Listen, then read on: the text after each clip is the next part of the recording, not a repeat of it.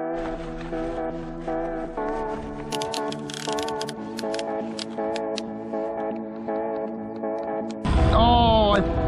no, he's there. He's there.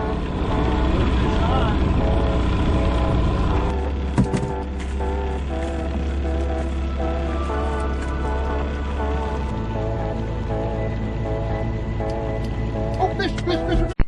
Alright, welcome to another Early Bird Adventures, guys. I'm basically going to break down what we did for that specific trip that you saw in the last video. I'm also going to kind of explain more in general just what flasher flies I prefer for salmon and cohos. The main thing with my Milwaukee trip is I was running more full-size flasher flies versus coho rigs because I live near Superior and I go to Lake Michigan to try to catch as many kings as possible. I knew there wasn't a ton of kings around, but I'm like, hey, let's try.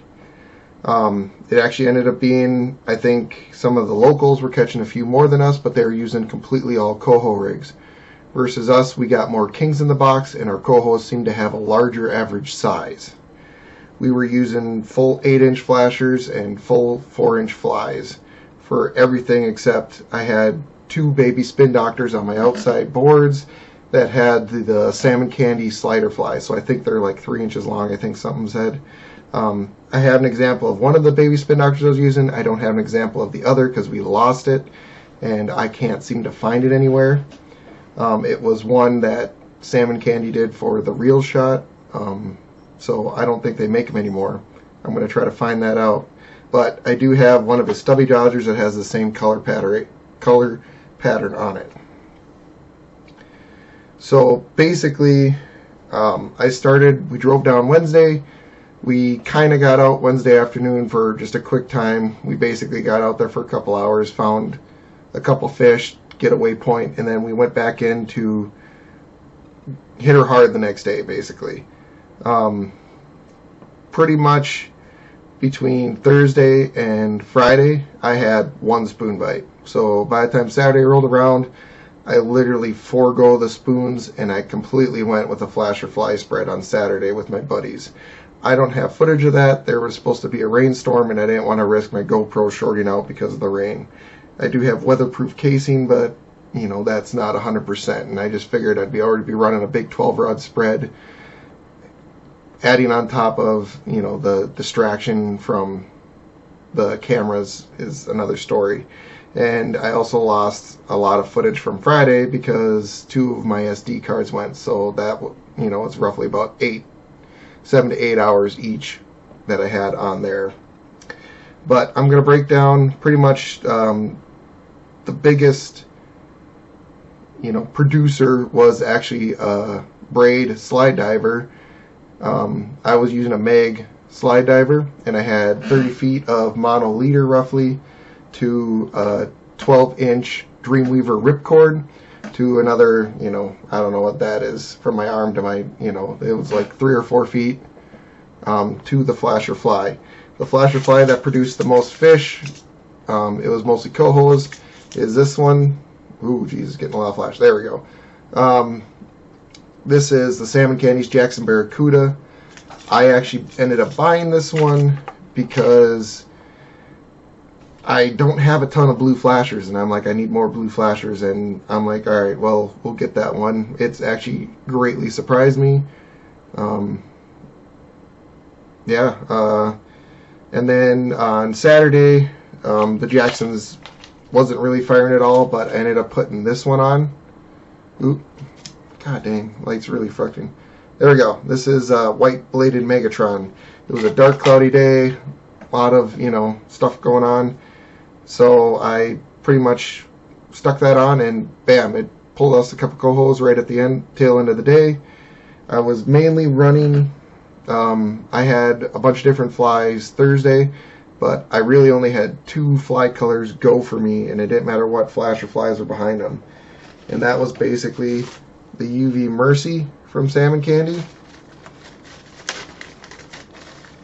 Basically just a light blue and UV tinseled fly.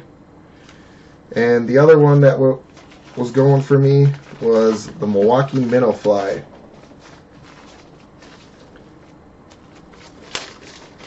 So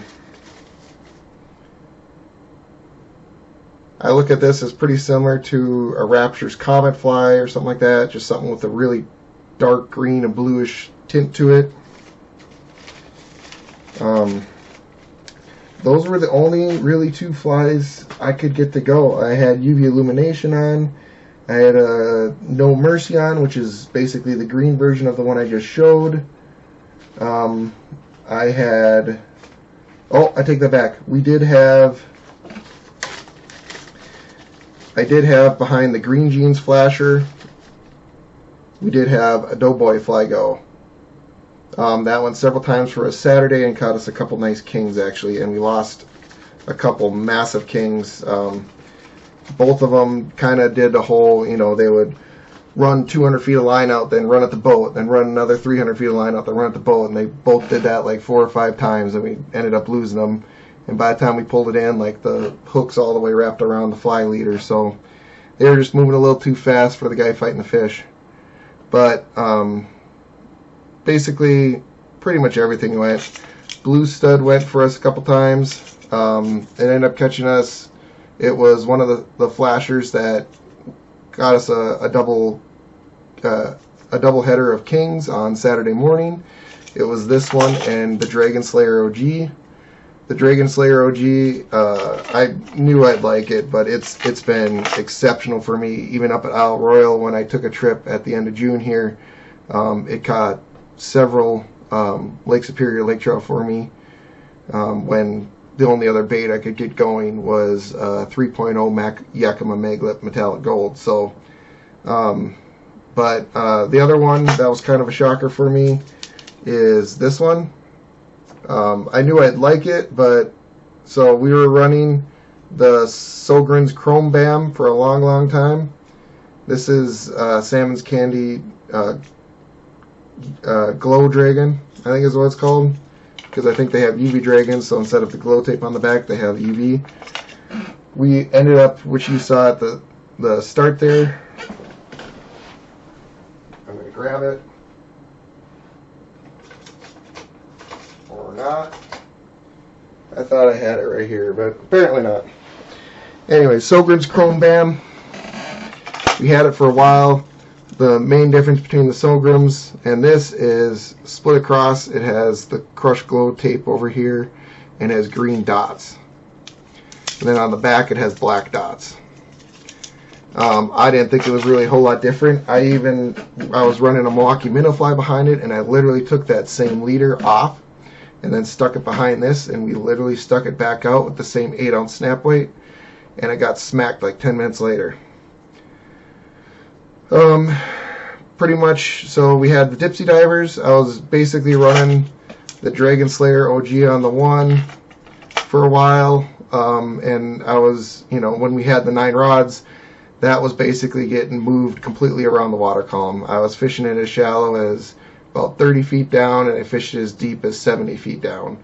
The double header of Lakers you saw, this was actually down on a 2 setting, 149 feet on the line counter, so it should have been down about that 65-70 foot range when that big Laker hit. That was a Dragon Slayer OG with a Milwaukee minnow fly behind it. This also had a Milwaukee minnow fly behind it. The Blue Stud had a UV Mercy behind it. Jackson's Barracuda had a UV Mercy behind it. This one had a Milwaukee minnow fly behind it on the cloudy day. I figured the UV fly wouldn't work as well. This had a Milwaukee minnow fly behind it. The Mountain Dew, oops, there it goes. Mountain Dew Stud had a Milwaukee minnow fly behind it. That one a couple times. I was mainly running these two as my pump handle rods. We had 4 and 8-ounce suckers on Saturday, but when I was running just the 9-rod spread, those were 8-ouncers, and I had them down about 15-25 feet. I kind of moved them around, but it didn't really seem to matter. Like anything below 15 feet, they were getting hit. And then I basically ran this one. This is, there we go, Ulti's Green Stud. I ran this one on my Downrigger basically all week long. I was having it 125 feet behind the downrigger, and I basically had it 40 to 60 feet down. We ended up catching most of our kings on it when it was down 40. We ended up catching a couple cohos on it when it was down 40, and this was, you know, June 1st through the 5th, kind of in that time frame. This had a Milwaukee minnow fly behind it. We also caught several big Lakers on it, and we even caught a 40-inch Laker on it, which is that colored up one you saw in the photos. That was when it was down 60 feet. We had a couple big king hits on it that we never ended up getting to the boat. One king hit was down 60, the other one was down 40. And then Saturday we had Green Jeans Chrome Flasher, and that had the Doughboy fly behind it. I was just trying to throw something out completely different.